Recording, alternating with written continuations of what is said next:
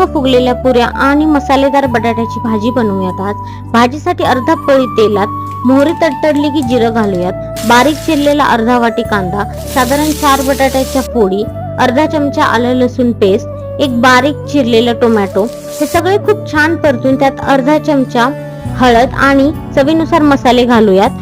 2 चमचे किसलेले खोबरे घालून परतून घेऊयात। 1.5 ते 2 ग्लास पाणी आणि चवीनुसार मीठ घालूयात। अर्धा चमचा कसुरी मेथी दोन्ही हातांनी छान बारीक करून घालायची, यामुळे खूप छान चव येते।